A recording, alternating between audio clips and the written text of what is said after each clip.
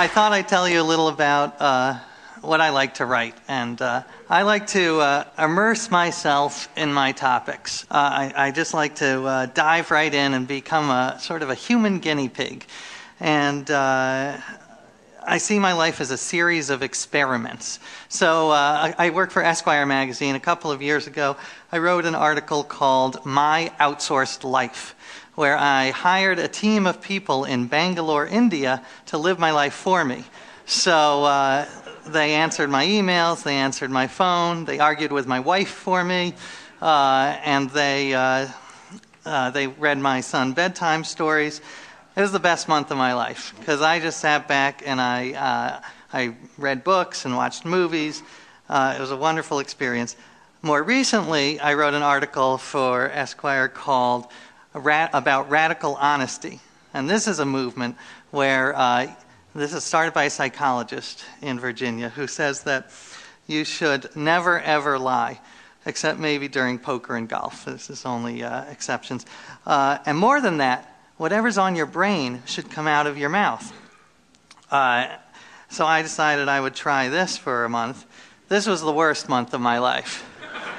I do not recommend this at all. To give you a sense of the experience, the article was called, I Think You're Fat. So that was hard. My most recent book was, my previous book was called The Know-It-All, and it was about the year I spent reading the Encyclopedia Britannica from A to Z in my quest to learn everything in the world. Or more precisely, from Aak, which is a type of East Asian music, all the way to Zivich, which is, well, I don't want to ruin the ending. It's a very exciting twist ending, like a O. Henry novel. So I won't ruin it. But I love that one because that was an experiment about how much information one human brain could absorb. Although listening to Kevin Kelly, you don't have to remember anything. You can just Google it. So I wasted some time there.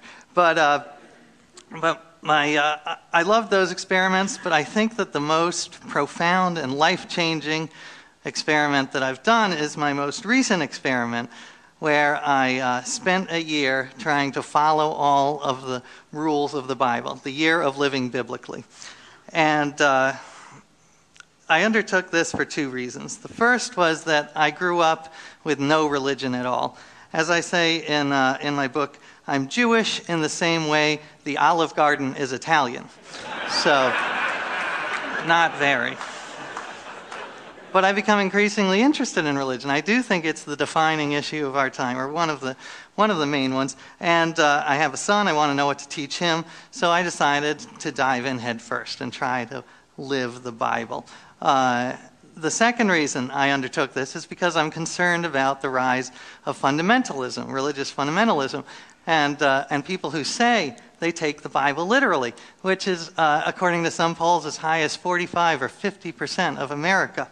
So I decided, well, what if you really did take the Bible literally? I decided to take it to its logical conclusion and take everything in the Bible literally without picking and choosing. The first thing I did was I got a stack of Bibles. I had Christian Bibles, I had Jewish Bibles. A friend of mine sent me something called a hip-hop Bible, where the 23rd Psalm is rendered as, the Lord is all that, as opposed to what I knew it as, the Lord is my shepherd.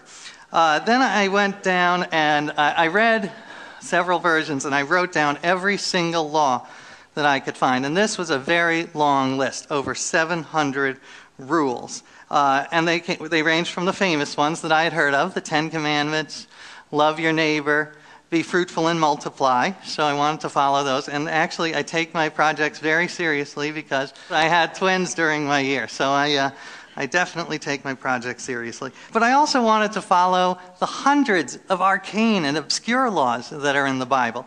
There's the law in Leviticus, you cannot shave the corners of your beard. I didn't know where my corners were, so I decided to let the whole thing grow, and this is what I looked like by the end.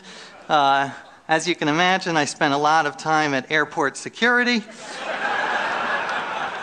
My wife wouldn't kiss me for the last 2 months, So certainly a challenge there. The Bible says you cannot wear clothes made of mixed fibers. So I thought, sounds strange, but I'll try it. You only know if you try it. So I got rid of all my poly cotton t-shirts. The Bible says that if two men are in a fight and the wife of one of those men grabs the testicles of the other man, then her hand shall be cut off. So I wanted to follow that rule. That one I followed by default, by not getting in a fight with a man whose wife was standing nearby, looking like she had a strong grip.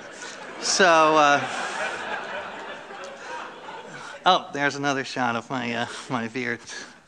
I will say it was an amazing year because it really was life-changing and incredibly challenging. And there were two types of laws that were particularly challenging. The first was avoiding the little sins that we all commit every day. I could spend a year not killing, but spending a year not gossiping, not coveting, not lying. I live in New York and I work as a journalist. So this was 75, 80% of my day I had to do it. But it was really interesting because I was able to make some progress because I couldn't believe how much my behavior changed my thoughts. This was one of the huge lessons of the year, is that I almost pretended to be a better person, and I became a little bit of a better person. So it's that I had always thought, you change your mind and you change your behavior, but it's often the other way around. You change your behavior and you change your mind. So, if you want to become more compassionate, you visit sick people in the hospital and you will become more compassionate. You donate money to a cause and you become emotionally involved in that cause. So it really was cognitive psychology, cognitive dissonance that I was experiencing. The Bible actually talks about cognitive psychology, very primitive cognitive psychology. In the Proverbs it says that if you smile, you will become happier, which, as we know, is actually true. The second type of rule that was difficult to obey was the rules that'll get you into little trouble in 21st century America. Perhaps the clearest example of this is stoning adulterers. It's a big part of the Bible, so I figured I had to address it. So I was able to stone one adulterer. It happened, I was in the park, and I was dressed in my biblical clothing, so sandals and sort of a white robe. And, because again, the outer affects the inner. I wanted to see how dressing biblically affected my mind. And this man came up to me and he said, "Why are you dressed like that?" And I explained my project. And he said, "Well, I'm an adulterer. Are you going to stone me?" And I said, "Well, that would be great." And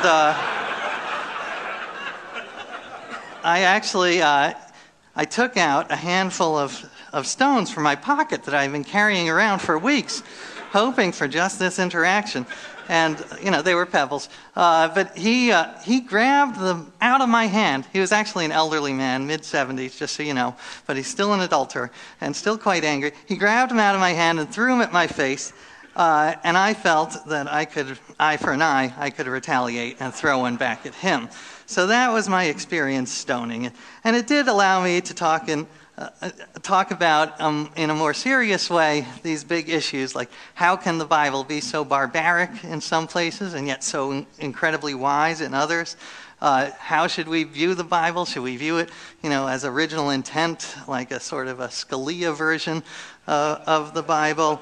How is the Bible written? And actually, since this is a tech crowd, I talk in the book about how the Bible actually reminds me of the Wikipedia because it has all of these authors and editors over hundreds of years, and it's sort of evolved. It's not a book that was written and came down from on high.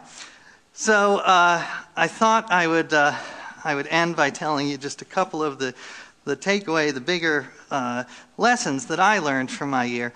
The first is, thou shalt not take the Bible literally. This became very, very clear early on.